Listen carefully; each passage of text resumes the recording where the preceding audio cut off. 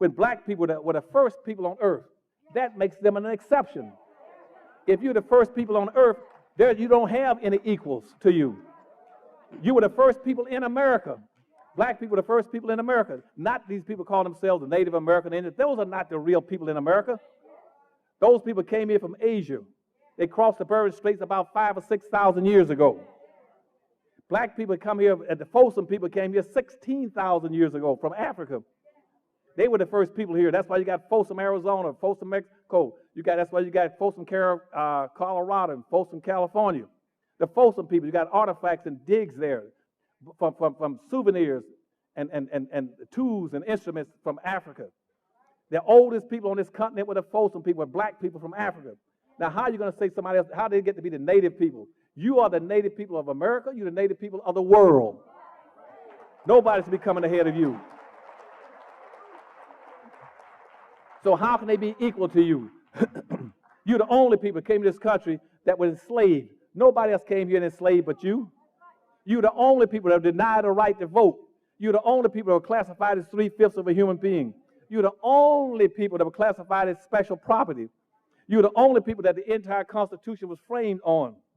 You're the only people that holds an entire civil war was fought over you. Shalom, brothers and sisters. Hope you are doing okay wherever you are watching me from. Thank you so much for being here. I am the Kenyan Beast, and of course, we are doing it the African way, every day, every time. Now, the video I'm going to talk about today is for Dr. Claudia Anderson, and it's about black community. And this video may sound like a warning to black people, but again, it's the truth, because truth will set us free. Black people, we may be suffering because we lack unity, because we lack trust between ourselves. I see in my country, in Kenya, all the way here in the motherland Africa, where black people do not own business. And why do black people don't own business is because they lack trust each other. They don't have unity. You know, unity is the key to any success. Now, when Chinese or Asian come here and they open their own business, they work together as a family first. They work together. After working together, the black community, you will see a lot of them going to buy things from a Chinese shop, from white people's shop, but they can not buy goods from the black people's shop. So what am I saying? Black people need to trust each other. Black people need to work as a gang. Black people need to have this unity. Black people need to own businesses. Now, whatever Dr. Claudia Anderson is saying is what's happening in the United States. It's like black people may lose their, strength because of lack of unity, lack of trust. He has talked about black people not owning anything. Now, the Chinese or the Asian America go to America and they work together and they open businesses. They work in a community, and that's why at some one point or the other they will come with this data that Asian America are doing greater than black Americans. It's not they are doing better than black Americans, but their unity speaks volumes, speaks loud. Okay, so black people, what we need to do, we need to own things. We need to control water, control health, medical, control education. At least Dr. Claudia say we need to control a number of things so that we can have the strength, we can have the backbone of the country. Okay, and that is the video I'm going to react on today, and I want you to watch that video because whatever doctor is saying, I have experienced it back in the motherland, because here in motherland, an African would rather support Asian, but they will not support each other. Why are we not supporting each other as black people? That's the question we need to ask ourselves. And that is where we have loosened ourselves. That's where we have cracks or loopholes. And that's where the enemy find it easy for him to pass and continue dividing us. You see a country that has rich in resources, for example, a country like Congo or Nigeria, you know, those Western countries that have rich in resources. The white people or the colonizer, they get it easy to make sure these people of this country fight between each other. They will create enmity between each other. So when these people start fighting, they will find loopholes and they will use that loophole to strengthen themselves. But us as black people, we will continue to suffer. So there is so much truth in this video, and I want you to watch this clip because it's so educative. And personally, when I'm doing my research and I found videos like this, I love to share with you. Whether you have seen it or not, I want you to. If you have seen it, then that's good. And you need to watch it again. If you haven't watched this video and it's the first time you come across it, please share to everyone you think needs to hear this message. Because this kind of message is what we want in the black community. It is healthy for us. Watch this video, and if you are a new subscriber, please consider subscribing on my YouTube channel for you to be the first one to get these videos, and you can consider to joining my membership. Let's watch the video. Now, this is the problem you ran into with social integration, but they should have been desegregation. See, back in the old days, in the 50s, what you were suffering from was this throughout history, where whites were on top and were superior, blacks were on the bottom and inferior. They had a line, a barrier called the racial line, okay, the color line, some of them called it. And so blacks on the bottom doing slavery and Jim Crow segregation. Now today, this is what you got. Now you went up today, you got whites still on top, but the blacks are still at the bottom, but all they did was slant the line a little bit. So that some of those blacks on the far corner over there, where it looks like it's high, those are the ones that are making the big money running with a ball and playing and got their own TV shows. They still don't know they're still underneath the line. And on the far side is that what I want you all to do under Powernomics is that we're going to take that line, instead of having it like this, we're going to socially engineer it and turn it what? Straight up and down. So we can go straight up and do everything vertical. Next slide for me, please. Now, back during slavery and Jim Crow segregation, we did have we had ethnic communities already. We had 63rd and Cottage Grove used to be a fabulous place for black folk. 31st and 35th and all that area was a fabulous place for black folk. We had Harlem, we had Buttermilk Bottom, we had Sweet Albany down in Atlanta, Georgia. We had all those communities. But what happened was that we were not unified. We had the core black community, but what we didn't have the resources. At the bottom down here, we didn't have the resources because they didn't give you anything when they put you out of slavery or shot you out of slavery. They didn't give you anything. You had no resources. They didn't want you to have resources. So what we're proposing then is that, see, we're scattered over here. We're scattered, still didn't have the resources.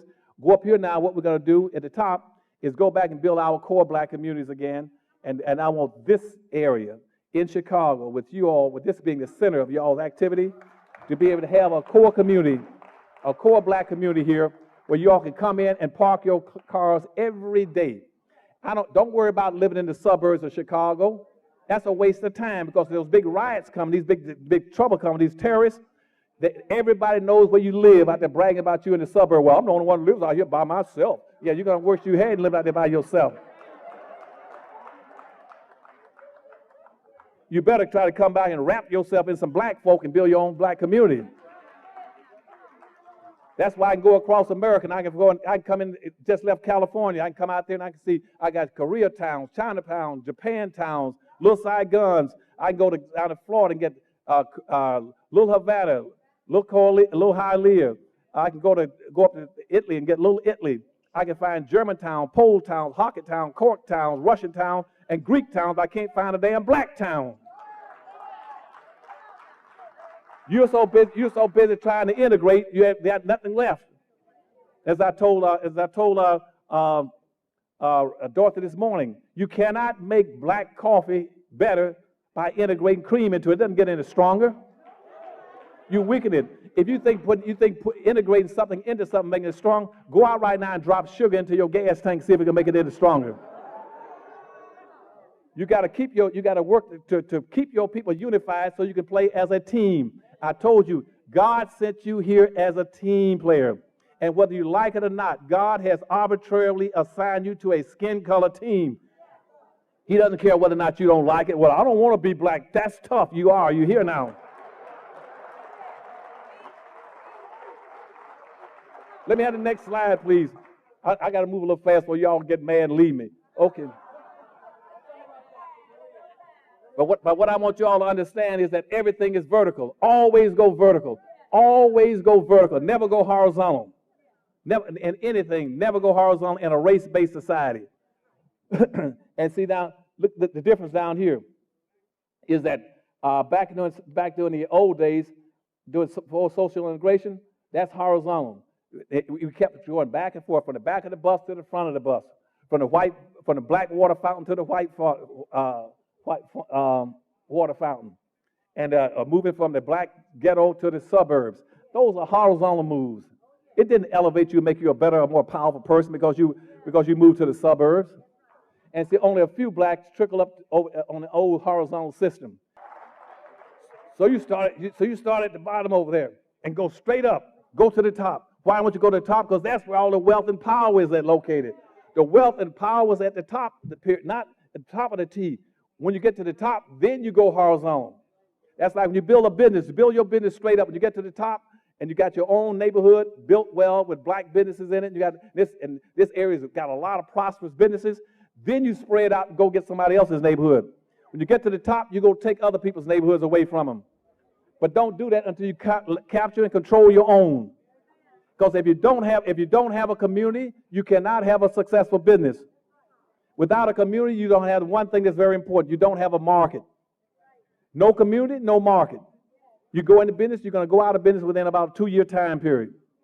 Nobody's going to drive all over Chicago trying to find your damn store. But if you put all your stores in one place and all your business, where I can go park my car, and I can get out and park my car, I can walk and find a barber shop, a cleaners, a movie theater, a drugstore, a grocery store, a restaurant, a hotel, then you got businesses. Change the next one for me. So, and once you build these communities, you get functional communities at the bottom, which means they become functional. What I mean by function, you can take care of yourselves, control the schools and everything else in there. Then you get, and people say, well, Dr. Anderson, I can't work with these black folks you call a team because I don't trust them.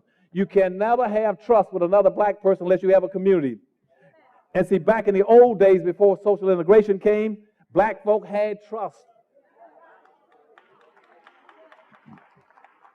A black person could leave home down in the old days when we had segregation and say, Miss Jones, I'm going downtown. Would you watch the house and watch the kids? I'll be back in a little while. You left your front door open, your back door open, your windows up at night. Nobody broke in. When you have a community, you know and respect and appreciate each other. You're functioning. You don't mistreat each other when you function as a community. My mother could leave all day long. We ran out and played all day long. We could go a mile from the house playing with other kids. Nobody kidnapped us, raped and robbed us, or sold in the house while we were gone because we all knew each other. You don't know each other anymore since you've integrated. I'll bet you right now, most of you don't know who your next damn neighbor is. You don't see them anymore. You got to start getting, and once you build your community and you start trusting each other, then you can get cooperation. You started cooperating and pooling your money, pooling your resources, pulling your talents, pulling your brains together to be a competitive group. And then you can get accountability. You can hold some of these water-legged politicians accountable. Next one for me, please. Now, what we're going to do now is show you how this whole game works. Now, here's the Powernomics principle for you, how the whole game works. What I want you all to do is start at the bottom. Once you start building these communities, understand this. Everything is vertical. The first thing you can do to empower yourselves, to enrich yourselves in our capitalist society, you must have a first floor. Your first floor is your economy. The first thing you do is build a business community here in Chicago, any place in the United States. Build a business community that can provide jobs and money, income, and products and services. You spend and you build wealth because you can redistribute wealth quicker owning a business than you can just working a job. Build you an economy right here called Blues town right here with the belle of blues town, Dorothy Tillman. Build you an economy where you can spend your money with your own people and practice group economics. Group economics means your money must bounce 8 to 12 times before it leaves your community. Okay. Hispanic money typically bounces 6 to 7 times. White money bounces 8 to 12 times. Arab and Asian money bounces 13 to 14 times. Jewish money bounces 18 times. Black money doesn't bounce once. Because as soon as you get paid, you take your posterior straight to somebody else's community and spin it. You're impoverishing yourselves by misspending your money. You're creating a balance of trade deficit. We are poor because we enrich everybody but ourselves. After I go around, I'm down in Houston, Texas, and people say, Dr. Anderson, let me take you out. See all these big, beautiful homes all the whites have? How do they get these things? Where do they get all this money for to build all these big, fine mansions? I say, it's easy. It's your money.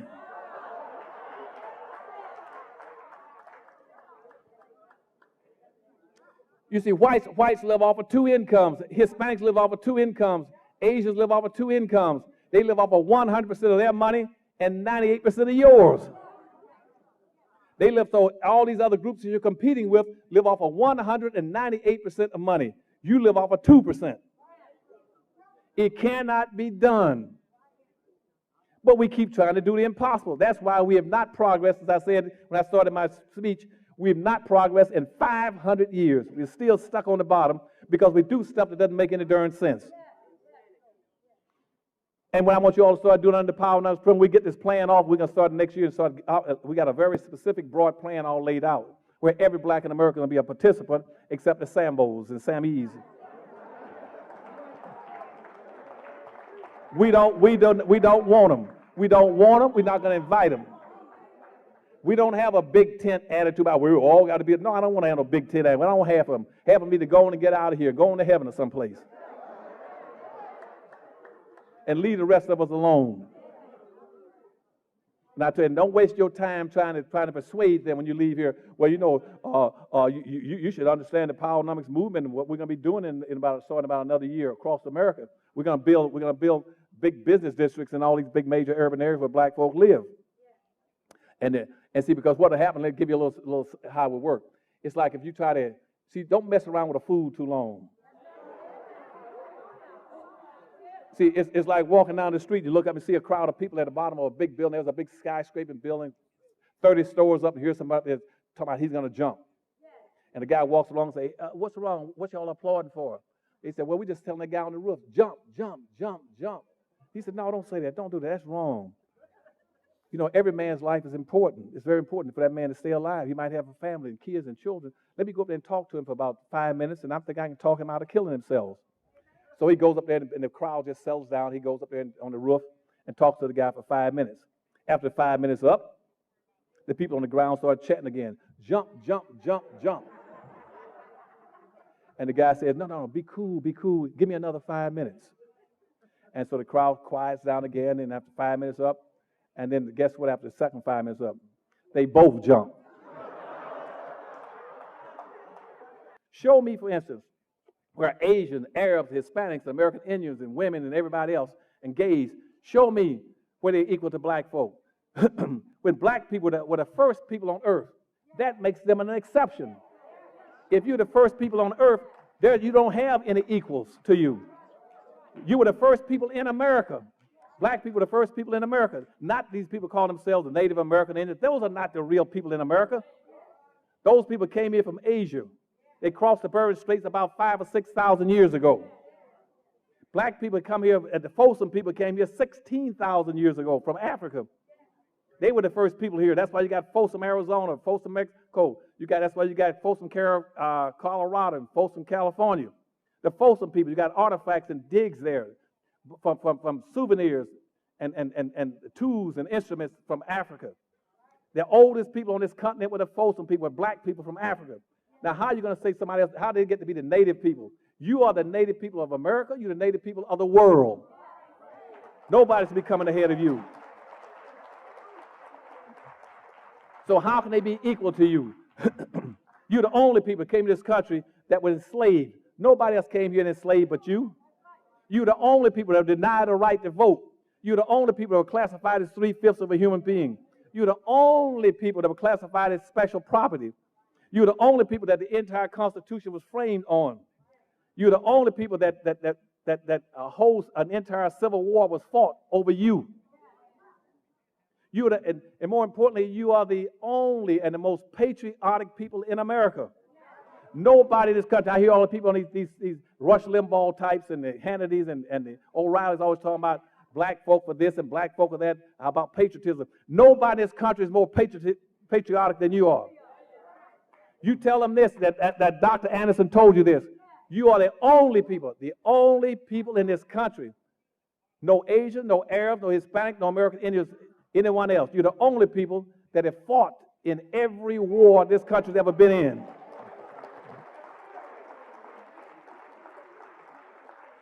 And whose mother country has never been against this country.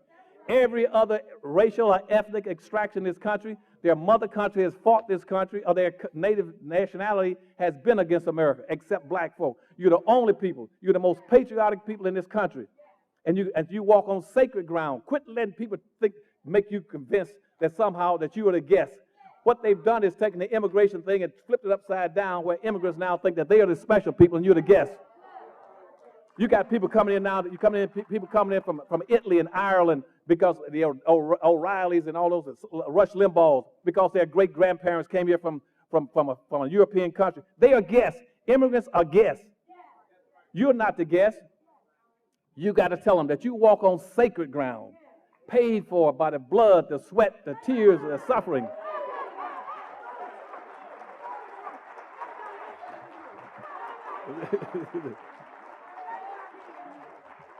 that they paid for. They paid for, and all the black janitors and cooks and maids and butlers and waiters and cotton pickers.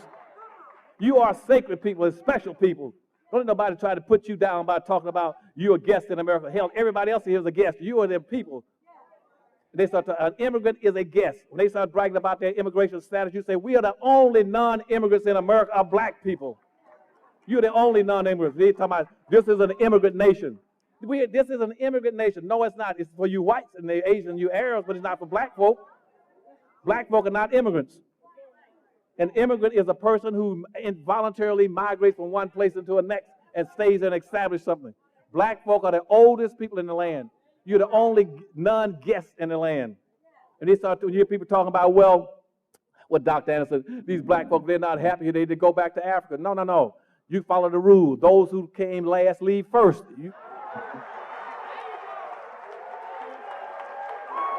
Welcome back. Now, Dr. Claude Anderson has spoken some things that I tend to agree with it, most of them, because black people or black community at large is a threat. And they are a threat to the white colonizer or to the supremacy, because one thing for sure, black people is the only community that can surpass the white people or other races. Black people is the only community that have everything, that have what it takes. And I believe there's some secrets of black people that the white know about black people, and that's why it's very easy for brown people to be ally of white people but not black people. It's very easy for even an African to be allies of white people and not the black Americans, to be precise, because black Americans has shown a number of times that they can be greater than the whites. Black Americans have shown a number of times, but that if they are given a little chance, they can do wonders. Because first of all, it's real that black Americans are the backbone of America, and it's real that black people are the backbone of the world, and we all agree with that. And black Americans being the backbone of America, white people have come in first hand with them, and they know what black Americans are capable of doing. They know what black Americans, when given a chance, they are capable of doing. And that's why they have denied black Americans since 1619. They have denied black Americans easy access to wealth, because when you have wealth, that means you have a long-term income, and that means you can say something in the community. That's why they have denied black Americans easy access to quality education, easy access to quality health, easy access to things that they think can be of their help. One thing for sure, black Americans, they have been fighting for ever since 1619. They have been fighting racial injustices, they have been fighting equalities, they have been fighting discrimination, they have been fighting Jim Crow law, they have been fighting each and everything. Black Americans were seen as inferior, and the only reason why even up to now Asian community are easy go, Asian community, they penetrate easily, is because Asian community, there's no much sanctions on them. There's no much watching them, the surveillance, because black people are being surveyed anywhere they go. Black person goes in a grocery store and you have someone following you from behind, watching you, But an Asian brown can go easy. And that's why Asian, they have businesses, like businesses. And one thing for sure, we need to do as black people, we needed, and we still need, and we will need it. We need to own something. An example of owning something, I'll give an example of owning a land and owning a car. Owning a land, that shows you that you have a long-term wealth, like a land will not depreciate. A land will appreciate. Even after 10, 20, and 40 years to come, land will continue appreciating. A land will go with the generation. There is, sometimes back, we were buying land here, a 1 acre at 100,000 shillings. That's like $900. We were buying land 1 acre, maybe $900 or $800. But right now, we are buying land at an amount of more than, $5,000. So a land keeps on appreciating. And that's one thing that the system did not allow black people to own. The wealth we are owning as black people, it's not of help in black community. It's like a car. I own health, but it will only help me, and it depreciate. When you own a land as a black community, you can build black hospitals, you can build universities for black people, you can build schools for black people, you can build malls for black people, you can build grocery stores for black people, gardens for black people. So this will hold your wealth. And will go on and on in generations to come and to come, But if you are owning a vehicle, it is just an asset that cannot help a number of people, Cannot, even if you want to make transport free for the black people, that means you will carry 14 people or 5 people and leave the others. But if you own a land, you can build a home that will carry each and everyone. That's just an example. And that's what black people need to do. Black community need to own assets, properties that do not depreciate. And one thing for sure, they did not allow black people to do that. And that's why up to now, we are still fighting to reduce the wealth gap between the black people and the white people. That's why up to now, we are still having these inequalities that between these institutions, because we don't have any say on those institutions. It is being owned by the system or owned by the white people. And example, I'm so familiar with this rhetoric because in Africa, in the motherland, to be precise, in a country that I'm coming from, Kenya, you may find black people are supporting more of Asian, are so much supportive to Asians than supportive to other black fellows. When an Asian come here and open up businesses, he will get so much support from black people. They will buy his products. They will flood on his hotel. They will flood on his something he's doing. But they will leave my black person shop here that maybe we are selling our goods even at the same price. So we need to have that unity, and we need to have that trust between black people. And this mistrust and this unity we are seeing between black people, it is something that is created. And it is created by the system to divide us more. It is created by the system to make sure that we do not open our eyes and see the future on the brighter side. So we only see the negative side of the life and the future, and we may keep on crying each day, but we don't see a brighter side of sitting together as a block and have a one decision and one word. And the best thing that can happen to black people is being united and trusting each other. And that is the best thing that can happen to black people. And that is the worst thing that can happen to the white people. Because when black people are united, that's like a double sword to the white supremacy. When black people speak one language from across the Antarctic Ocean, across the other ocean, when black people come together and decide to walk in one path, that is like a double sword to the white supremacy. And that's what they don't want. That's why they will create stereotypes and stereotypes and stereotypes. But this video, each and every black Americans need to hear this. If you have come across this video, well and good, but you must watch again and again, because we need this message to enter your head. When we say black people do not own anything, we are not saying that black people are not rich.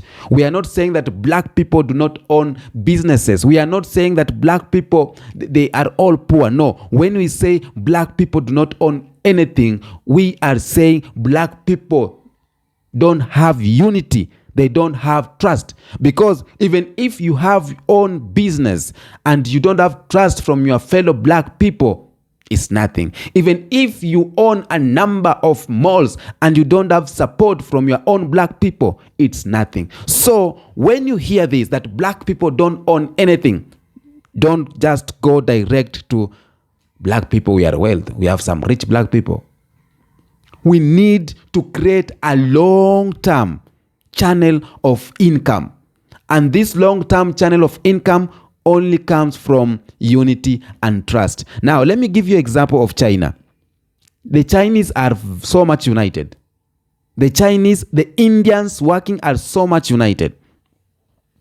More so, even if they are in a foreign country, they are united there because they know they have go far away from home to make home better. So they need to be united here in your country and to extract your resources and go back and build their country.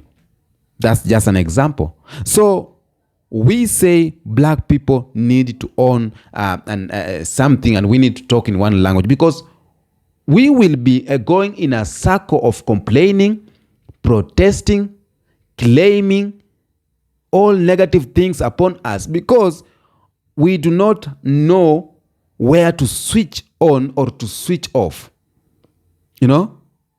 Because you can have electricity in the whole building, but in your house there's no electricity because you don't know where the main switch is. So you will be living in darkness because you don't know where the switch is. And because you don't trust your neighbor, or because you don't believe, or you don't have unity with your neighbor, you will not ask for help. So you will just live like that in darkness. But you are strong enough. You are eligible. You are capable, educative. You can invent things. But because you don't talk to your neighbor, you'll be in darkness. That's what you are trying to say. So I believe in Dr. Claudia Anderson a message. I believe in the professors that have talked about unity. I believe in the message of black people uniting. I believe in the message of black people trusting each other, because that's the only thing we can beat the system. The beauty of unity, the beauty of trust will speak itself. It will speak louder, because we see from other races, we see from other communities how united they are and how great, they can. It is so evident that we never see these online wars between Asian people. It's so rare to see these online wars between, white people. It's so rare. But what about black people? When you go to the apps, you see wars, diaspora wars, black people fighting among each other, who is better. You may see Africans fighting against black Americans, Jamaicans fighting against blacks in the UK. So we do not have that peace between us to make sure that we have this concrete relationship and trust and everything. And one thing for sure is they know our secret, and they know where we have these loopholes. They know where we have these cracks. And each and every time, what they do is they find ways to deepen the cracks. They find ways to deepen the loopholes, and it's easy for them to penetrate. It's easy for them to come between and fight and make us fight against each other. And when we fight, they get it easy. They get things easy when we fight. Take an example of a country in Africa, for example, Somalia, Sudan, or Congo. These countries have been fighting. Number one, these countries are very rich in resources. We know that. They are very rich in resources. But the people in the country are so poor. One, because what they know is just fight.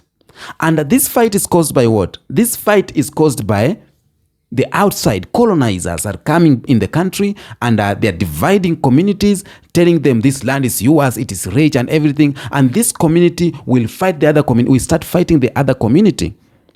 And this makes easy for them to penetrate and take over these resources. So we make people rich, and we do not make ourselves rich, because we have not mastered the key to success. We have not mastered the secret to success, but they have mastered.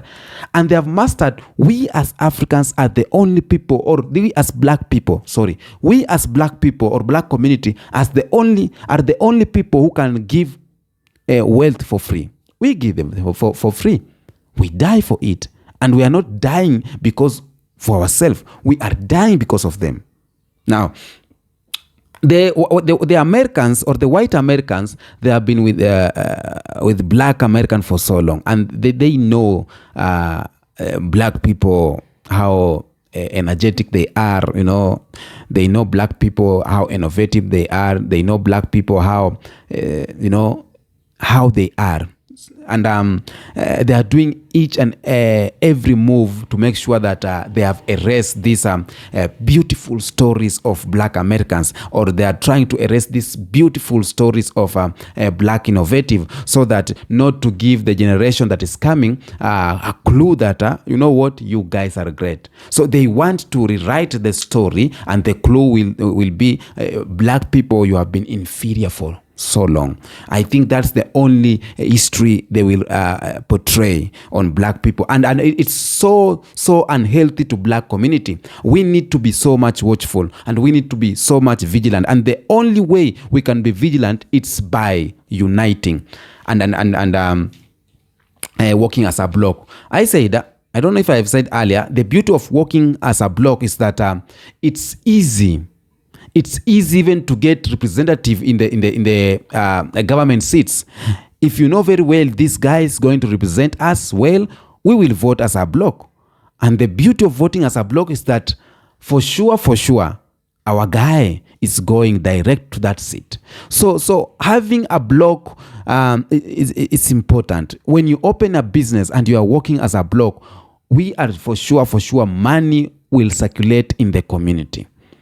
And we do not have that circulation of money in our black communities. We give money to white shops. You wake up in a white house, white man's house. you use white man's vehicle, you go to white man's job, you go to white man's hotel or restaurant, you go to white man's grocery store, you go to white man's thrift store. You know, we never circulate money to our own community. For example, when Africans have gone abroad, and we call them Africans in diaspora, they forget wherever they are coming from, things are not easy. So they don't get time to invest here back. They don't get that time to invest here. So they will circulate their money abroad, forgetting that when they are getting old, they will be coming back here. And when they come back here, they will still meet what they left. And things will be as it was first, or even more worse. So one step, we need to think of having a long-term money flow.